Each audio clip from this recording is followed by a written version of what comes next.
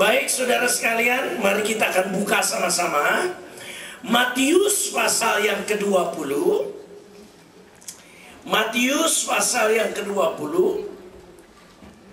Saya mengajar mereka juga tentang homiletika, bagaimana cara berkhotbah. Tolong ini matiin ini. Matius pasal 20 ayat yang ke-20 sampai ayat yang ke-28. Nah saudara sekalian, sambil mempersiapkan pasal dan ayatnya, saya mau jelaskan dulu sama saudara begini. Saudara, kalau saudara beribadah di tempat ini, otomatis saudara akan mendengar cara saya menguraikan firman. Nah saudara sekalian, saya mungkin agak berbeda dengan hamba Tuhan lain. Kalau hamba Tuhan lain satu perikop dikhotbahkan dalam satu kali ibadah cukup. Tapi kalau saya mungkin bisa 3 kali ibadah. Nah ada beberapa orang yang mungkin suka, ada yang tidak. Karena saya lebih senang saudara sekalian mengeluarkan dari dalam yang tidak kelihatan itu menjadi kelihatan. Atau yang kecil dijadikan besar. Dalam hal tertentu saya sebaliknya, saya lebih senang kalau yang besar-besar itu dikecilkanlah. Kalau yang kecil ditiadakan. Jadi masalah yang besar dikecilkan, masalah yang kecil dihilangin deh. Tapi dalam hal tertentu saya berlawanan. Khususnya dalam penguraian firman Tuhan yang tidak kelihatan, saya akan keluarkan jadi kelihatan. Sehingga saudara bisa melihat sesuatu yang transparan. Saudara nggak lihat itu. Sekarang setelah dikeluarkan, oh iya ya kelihatan. Nah yang kecil saya akan perbesar. Sehingga akhirnya apa yang saya sampaikan itu bisa jadi panjang. Salah satu contoh. Ada hamba Tuhan yang mengkhotbahkan tentang Roma 8:28. Kita tahu sekarang bahwa Tuhan turut bekerja di dalam segala sesuatu untuk mendatangkan kebaikan. Itu mereka khotbahkan dalam satu session khotbah cukup. Saya memerlukan 3. Loh kenapa sih Pak? Ya saya membahas sedalam-dalamnya. Ada orang yang kepengen, ya singkat saja begitulah. Saudara ada yang mengupas cuman luarnya aja. Secara garis besar begini. Nah saudara sekalian, karena saudara beribadah di tempat ini, ya salah satu risiko saudara harus ngikutin. Karena apa? Saya bongkar sedalam-dalamnya sampai jemaat itu mengerti. Sehingga tidak ada lagi timbul pertanyaan. Kalau ada hamba Tuhan khotbah begini-begini, saudara tanya, dasarnya apa ya? Dia bisa ngomong kayak gitu. Nah saudara sekalian, pertanyaan itu tidak sampai keluar dari mulut jemaat. Saya sudah uraikan dulu. Sehingga akhirnya tidak ada lagi tanda tanya. Tidak ada lagi saudara sekalian pertanyaan dari jemaat. Kenapa begini? Karena sebelum saudara berkata kenapa begini, saya udah jelasin alasannya. Jadi saudara sekalian mungkin agak panjang. Saya bagi dalam 2 session dulu. Sebab nanti ada satu poin saya akan bahas secara khusus. Kita buka dulu dan kita akan baca sama-sama. Kita dengar sama-sama. James. Matius 20 ayat 20 sampai selanjutnya, demikian firman Tuhan. Maka datanglah ibu anak-anak Zebedeus serta anak-anaknya itu kepada Yesus. Dan datanglah ibu seorang wanita, ibu dari anak-anak Zebedeus. Kan ayat ini aneh. Bilang aja ibu dari anak-anaknya ini. Misalnya begini saudara. James siapa istri namanya? Neni. Anak. Jadi gini, datanglah Neni, kan gitu kan? Neni, seorang ibu dari anak-anaknya James. Ibu anak-anaknya James. Lah ibu dari anak-anak James kan, ibu ini kan istrinya si James. Ya, ibu dari anak-anak ini dong. Jelas ya saudara? Saudara sekalian ini memang agak aneh. Datanglah seorang ibu yang tidak dijelaskan namanya. Dan saya berani berkata namanya Salome. Ini yang pikirannya jelek, arahnya lain. Salome dari mana? Nanti kan kita jelaskan saudara sekalian. Tetapi coba ikuti dulu. Ibu dari anak-anak Zebedeus. Berarti si ibu ini adalah istrinya Zebedeus. Anaknya adalah Yohanes dan Yakobus. Yohanes ini yang mati, dilempar ke Pulau Patmos. Sedangkan Yakobus ini yang mati disembelih, mati dipancung oleh Herodes. Supaya saudara jelas dulu, karena Yakobus banyak sekali yang namanya Yakobus, apalagi Maria. Ada Maria ini sama Maria Mercedes. Ada banyak Maria, oke? Saudara, ini adalah Salome. Nanti saya akan jelaskan. Salome ibu dari dua anak ini, Yakobus dan Yohanes, di mana Yohanes Yakobus ini punya papa atau suami daripada Salome itu namanya Zebedeus. Oke. Maka datanglah ibu anak-anak Zebedeus serta anak-anaknya itu kepada Yesus, lalu sujud di hadapannya untuk meminta sesuatu kepada Yesus. Iya. Kata Yesus, "Apa yang kau kehendaki?" Jawabnya, "Berilah perintah supaya kedua anakku ini boleh duduk." Sampai sini dulu. Berarti yang minta siapa? Yang minta mamanya. Nanti saudara akan lihat. Karena nanti saudara akan mendapatkan pertanyaan dari orang bukan Kristen. Kenapa ayatnya beda? Padahal sama Injil. Tetapi yang satu bilang ibunya yang minta, yang satu bilang anaknya yang minta. Lah ini Alkitab tidak konsekuen. Alkitab tidak konsisten. Nanti saya akan jelaskan. Pertanyaan ini mungkin keluar dari saudara. Sebelum saudara keluarkan, saya jawab dulu. Kalau saudara berkata saya nggak akan bertanya, karena saudara mungkin kemampuannya tidak sampai ke pertanyaan itu. Saya uraikan dulu. Jadi membuat saudara pulang bungkem. Oke. Kata Yesus, "Apa yang kau kehendaki?" Jawabnya, "Berilah perintah supaya kedua anakku ini boleh duduk kelak di dalam kerajaanmu. Yang seorang di sebelah kananmu dan yang seorang lagi di sebelah kirimu." Iya. Tetapi Yesus menjawab, katanya, "Kamu tidak tahu apa yang kamu minta. Dapatkah kamu meminum cawan yang harus ku minum?" Kata mereka kepada Yesus, "Kami dapat." Yesus berkata kepada mereka, "Memang cawanku memang akan kamu minum. Iya. Tetapi hal duduk di sebelah kananku atau di sebelah kiriku, aku tidak berhak memberikannya." Masalah duduk sebelah kananku, menjadi perdana menteri, dari menjadi sekretaris presiden, misalnya kira-kira gitu. Sorry, itu bukan hak saya. Itu akan diberikan kepada orang-orang bagi siapa Bapakku telah menyediakannya. Jadi masalah duduk di sebelah kananku, masalah menjadi besar, menjadi orang hebat di sebelah kiriku, itu nanti Bapa di surga yang akan menentukan. Saya sebagai anak, saya tidak bisa menentukan, tapi nanti saya akan jadi Bapa. Sampai sini ngerti? Makanya Yesus berkata apa? Apa yang ada di dalam pikiran Bapa, gua tahu. Saya tidak perlu tanya sama Bapak syaratnya, gua tahu syaratnya, nanti gua kasih tahu syaratnya. Sampai sini ngerti ya? Jadi Yesus berkata sebagai anak manusia, masalah ini sama ini, itu urusan Bapak. Itu urusan Bapak. Jadi misalnya masalah mau duduk di sebelah saya, sebelah kiri itu urusan gembala. Siapa gembala? Gua juga.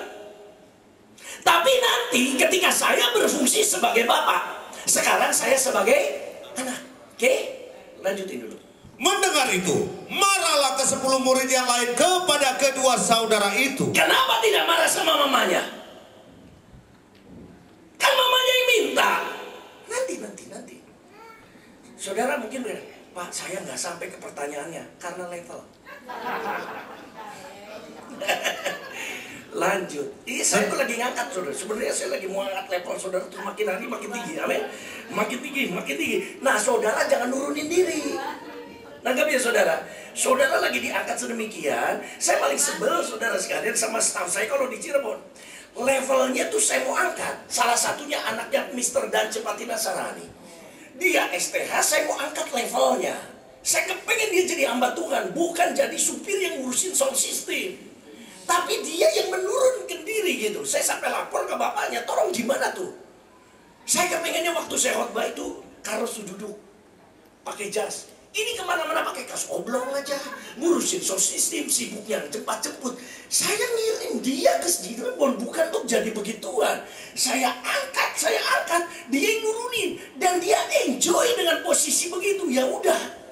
So bisa ngerti maksud saya? Dia enjoy, dia senang saudara sekalian untuk bagian jemput hamba Tuhan, mengatur sound system ini mic supaya bagus. Betul, betul, betul. Tapi saya kepengen lain. Saya kepengen setiap kali saya lupa duduk, dengar. Duduk di samping mami. Ngerti saudara sekalian? Lah posisi itu diambilnya sama Agus. Sehingga akhirnya saya sulit menempatkan Carlos, tolong kamu ada di mimbar pimpin perjamuan kudus. Orang akan berkata, ini yang biasa jemput-jemput kok mimpin perjamuan kudus. Apa Pak Yuda nggak salah milih? Nah kan ya saudara sekalian. Nah dengarkan baik-baik. Saya sedang mengangkat saudara untuk level tertentu. Tapi tolong saudara jangan turunkan. Amin ya. Bilang amin aja deh.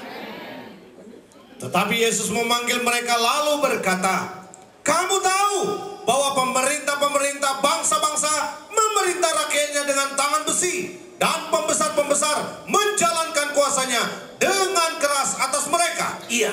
Tidaklah demikian di antara kamu. Barang siapa ingin menjadi besar, barang siapa ingin menjadi besar, kalau kamu mau duduk di kiri kanan daripada Yesus, aku sebagai raja di atas segala raja, hendaklah ia menjadi pelayanmu. Kamu harus menjadi hamba. Oke? Kamu harus jadi pelayan.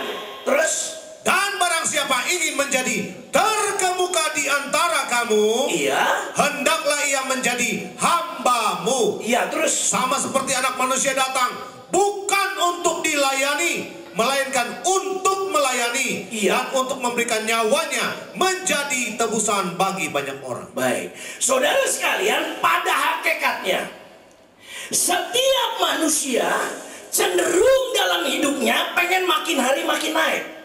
Katakan amin. Makin hari makin meningkat, makin hari makin besar, makin hari makin terkenal. Sudah dapat gelar, pengen naik lagi, terus lagi. Sudah kaya, pengen makin kaya. Sudah terkenal, pengen menjadi makin terkenal. Saya katakan kepada saudara, itu tidak salah. Dan itu sangat benar. Bisa bilang amin. Manusia cenderung pengen begitu, itu good, bagus sekali. Tetapi saudara sekalian, jangan masalah jasmani saja yang makin hari makin naik. Yang Tuhan mau saudara makin naik juga masalah rohani. Makin bertumbuh, makin bertumbuh, makin bertumbuh. Diimbangi dengan masalah jasmani saudara juga makin naik. It's okay. Tapi saya mau ingetin, apa yang saudara tingkatkan dalam masalah jasmani suatu ketika akan sampai ke titik tertentu stuck. Stuck, you know? Stuck on you. Lain dari stuck, dan nanti akhirnya akan menurun. So, perhatikan baik-baik. Yang Tuhan mau bukan cuma masalah jasmani. Oh, jasmani boleh? Boleh. Tuhan juga menginginkan saudara makin hari makin kaya dong. Makin kaya, makin sukses, jabatannya makin naik. Terus sekalian, segala-gala yang makin besar, oke, bagus. Tetapi yang Tuhan mau juga diimbangi juga dong. Rohani makin bertumbuh terus sampai pada satu titik tertentu namanya sempurna. Matius 5:48. Matius 5 ayat 48 demikian firman Tuhan. Karena itu haruslah kamu sempurna. Lihat, ini Yesus yang bicara. Tidak ada kata-kata usahakanlah kamu sempurna. No, kamu harus sempurna. Tidak bisa tidak. Naik, gelem orang gelem. Kamu harus sempurna. Sama seperti Bapamu yang di sorga adalah sempurna. Saya mau nanya, bisa apa? Ini perintah Yesus. Yesus yang berkata, haruslah kamu sempurna. Baik, sempurna itu apa? Ntar dulu ya, sabar. Sempurna itu apa? Saudara, ada yang bisa saudara jelaskan? Sempurna itu apa? Tidak bercacat, apanya? Iya, semuanya teh apanya? Mesti jelas. Ada orang cacat pikirannya. Cacat apanya? Perbuatannya, mentalnya. Mesti jelas. Tidak bercacat. Sempurna itu tidak bercacat. Bercacat itu apanya? Otaknya? Pikirannya? Kalau tidak bercacat semuanya, tolong saudara katakan ya atau tidak. 1. tidak bercacat jasmaninya. Iya. Tidak boleh ada kutil. Hah? Loh iya dong. Loh kalau tidak ada cacat jasmaninya tidak pakai kacamata dong. Kalau pakai kacamata kan minus. Tidak ada kutil, tidak ada bisul, dan tidak ada gigi rontok. Benar. Kalau tidak ada cacatnya, maksudnya misalnya sempurna tidak ada cacatnya, cacat pikiran berarti nggak gila, nggak ada punya pikiran negatif. Betul. Pertanyaan saya, mungkin apa? Kalau tidak mungkin, apakah mungkin Tuhan memerintahkan yang tidak mungkin? Sabar, tenang. Mungkin nggak Tuhan memerintahkan yang tidak mungkin? Nah kalau sampai Tuhan memerintahkan yang tidak mungkin, yang salah kita apa Tuhan? Tuhan. Tapi mungkinkah Tuhan salah? Itu ulang balik. Mungkin nggak Tuhan memerintahkan yang tidak mungkin? Nggak mungkin. Berarti yang Tuhan perintahkan pasti mungkin. Tapi dalam faktanya ternyata tidak mungkin. Apakah Tuhan salah kalau Tuhan memerintahkan yang tidak mungkin? Jelas salah. Tapi apa Tuhan salah? Lalu salahnya di mana? Kan begitu. Pak udahlah lah. Khotbah yang sederhana, mari datang kepadaku, oh haleluya, dalam Yesus ada berkat, oh haleluya, kutil sembuh, bisul nongol. Kapan lu ngerti firman Tuhan? Betul. Sorry ya saudara, saudara datang ke sini ya terpaksa dengar saya. Kalau yang mau enteng-enteng, saudara di Marina, itu enteng. Pulang kutil sembuh, nongol bisul gitu. Kita mau belajar, oke? Saudara sekalian, Yesus berkata haruslah kamu sempurna. Sedangkan saudara berkata tidak mungkin kita bisa sempurna. Kalau tidak mungkin bisa sempurna, apakah mungkin Tuhan memerintahkan yang tidak mungkin? Lalu letak kesalahannya di mana? Letak kesalahannya di pemahaman kata sempurna. Sempurna itu bukan berarti tidak ada cacatnya, tidak ada kutilnya. Yang namanya sempurna itu dalam bahasa aslinya, dalam bahasa Greka, dalam bahasa Yunani itu teleios. Artinya apa?